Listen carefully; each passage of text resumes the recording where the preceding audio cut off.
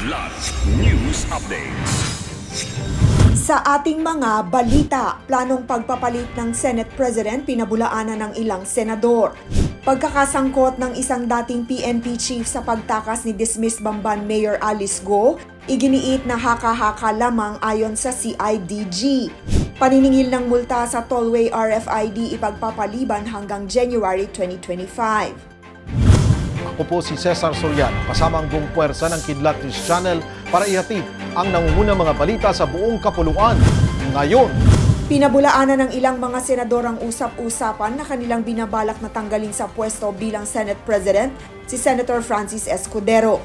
Una nang nagsalita si Senate President Pro Tempore, Jinggoy Estrada ukol sa sabi-sabi na siya di umano ang papalit kay Escudero. Kanyang iginiit na wala siyang problema sa kasalukuyang estado ng Senado. Dagdag pa ni Estrada, siya'y nagtataka at nagugulat sa mga kumakalat na usap-usapan na papalitan niya umano ang kasalukuyang Senate President.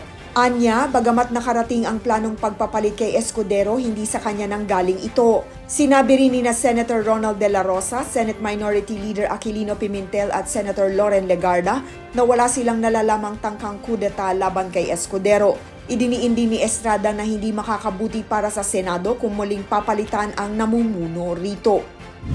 Klinaro ng Criminal Investigation and Detection Group o CIDG ng Philippine National Police o PNP na walang basehan at pawang haka-haka lamang ang mga sinabi ni PAGCOR official Raul Villanueva na may isang dating PNP chief na sangkot sa pagtakas ni dismissed Bamban Mayor Alice Go.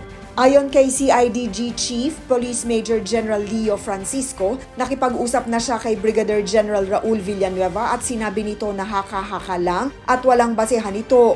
Matatandaan na sa Senate hearing, sinabi ni Villanueva, isang former commander ng Intelligence Service of the Armed Forces of the Philippines, na nakarating sa kanya ang mga report na isang dating PNP chief ang kasama sa monthly payroll ni Go.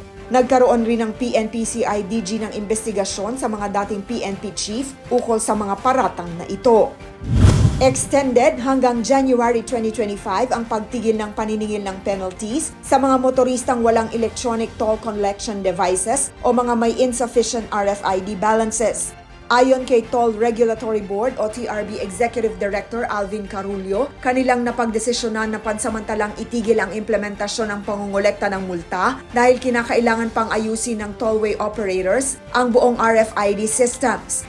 Paliwanag ni Carullo, kanilang prioridad na pabutihin muna ang serbisyo ng operators bago ang implementasyon ng mga bagong tollway and RFID guidelines. Umaasa rin si Carullo na masasagot ng operators lahat ng mga reklamo ng mga motorista sa January 2025. Gayunpaman, aminado ang TRB chief na posible pang ma-extend ang deferments kung hindi pa handa ang RFID system sa pagsisimula ng susunod na taon. Para sa Kidlat News Updates, ako si Rosalyn Sinchonko, nag-uulat. at inyo pong natungayan ang mga headlines sa nakalipas na mga oras. Manatiling nakatutok para sa mga susunod na updates at breaking news. Ako po si Cesar Soriano, kasama nyo sa bawat pagputok ng balita.